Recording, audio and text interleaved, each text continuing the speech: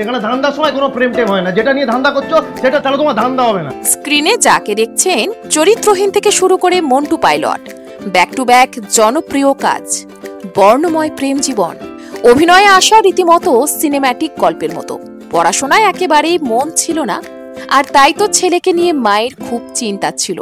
Driving এ ভর্তি করে দিয়েছিলেন বাবা মা। পরে মা বুঝতে পেরেছিলেন যে ছেলে অভিনয় ভালোবাসে। ইনি সৌরভ দাস দিনরাত একটা সময় থিয়েটার ওয়ার্কশপ নিয়ে পড়ে থাকতেন। একদিন সেখান থেকে পেলেন সিনেমায় ডাক। প্রচুর পরিশ্রম করেছেন, আর তাই তো আজ টলিপাড়ায় তৈরি হয়েছে একটা শক্ত জমি। কেমন ছিল নেপথ্যের গল্পটা জানুন। একটি সিনেমা থেকে ডাক এসেছিল। ছবিটিতে অভিনয় করেছিলেন যিশু সেনগুপ্ত। ওই ছবিতে সৌরভের চরিত্র ছিল মাত্র 30 মিনিটের। শুটিংয়ের দিন জানতে পারেন তাকে আর লাগছে না। পরিচালক সৌরভকে বলেই দিয়েছিলেন, তুমি চলে যাও, তোমাকে আর লাগবে না। সেই দিন সৌরভের ভীষণ কষ্ট হয়েছিল। মনের মধ্যে জ্বালিয়েছিলেন প্রতিশোধের আগুন। বুঝতে পেরেছিলেন যে তাকে আরো বেশি করে প্রমাণ করতে হবে। যে পরিচালক তাকে নাকচ করেছিলেন, পরবর্তীকালে তার মুখে শোনা গিয়েছিল সৌরভের প্রশংসা। সেই পরিচালককেই ফিরিয়ে দিয়েছিলেন অভিনেতা। একটা সময় ছিল যখন টলিপাড়ার টক অফ দ্য টাউন ছিল সৌরভ দাস আর অনিন্দিতা বসুর মাখো মাখো প্রেম। লিভ ইন সম্পর্কে ছিলেন, স্বপ্নের বাড়িও কিনেছিলেন। তবে সবটাই এখন অতীত। সৌরভের সাথে নায়িকাদের প্রেম চর্চার অন্ত ছিল না।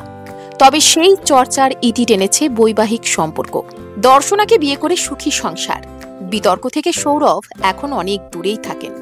কাজ ভালোবাসেন, কাজ নিয়েই থাকতে চান। ভীষণ ট্যালেন্টেড। স্কুল জীবন থেকে গান বাজনা তার সঙ্গী।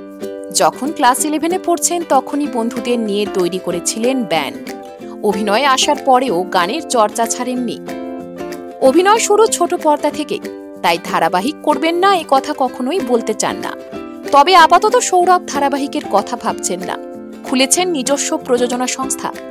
অভিনেতার একটা প্লাস পয়েন্ট কি হলো জানেন? যেটা তার হাতে নেই সেটা নিয়ে তিনি ভাবেন না। একটা সময় রাজনীতিতে যোগ দিয়েছিলেন, তবে পরবর্তীকালে এক সাক্ষাৎকারে বলেছিলেন তিনি একেবারেই রাজনীতিতে থাকতে চান না। রাজনীতি তার দ্বারা হবে না, কিছুই বোঝেন না। রাজনীতিতে থাকতে গেলে চামড়া মোটা করতে হবে, সেটা তিনি বুঝেছিলেন। সৌরভ সবসময় কাজ নিয়েই থাকতে চান, তবে সেটা অভিনয় দুনিয়ায়। দর্শনাকে বিয়ের আগে অনেকেই বলতো সৌরভ নাকি সুন্দরীদের সাথে ফ্লার্ট করে। কিন্তু এখন কি পরিস্থিতি বদলেছে? এক সাক্ষাৎকারে অভিনেতার কথায়, এখন ওই সব করলে চাপ, এই সব করলে কি তার সঙ্গীর আদৌ ভালো লাগবে? এই প্রশ্ন তিনি নিজেকেই করেন। মনে করেন স্ত্রীকে কষ্ট দেবে এমন কোনো কাজই করা উচিত নয়। মধ্যবিত্ত হয়ে বাঁচতে চান না। অভিনয়ের পাশাপাশি খুলেছেন নতুন ব্যবসা। মনে করেন ঝুঁকি না নিলে বড় হওয়া সম্ভব নয়। চেষ্টা করতে তো আর কোনো ক্ষতি নেই। শেষ বয়সে গিয়ে তো বলতে পারবেন যে তিনি ঝুঁকি নিয়েছিলেন। চেষ্টা করতে করতেই তো সাফল্য আসে। অভিনেতার দাবি তার পিয়ার কোনোদিন ভালো ছিল না। ওয়েব সিরিজগুলো চলতো, তাই তখন তিনি কাজ পেতেন। একটা সময় বলা হতো সিরিজ কিং। এখন টলিউডের অন্দরে পরিচিত একজন গুণী অভিনেতা হিসেবে। তার বড় প্রমাণ মৃগয়া। অভিনেতাকে 10-এ কত দেবেন? ঝটপট জানিয়ে ফেলুন কমেন্টে।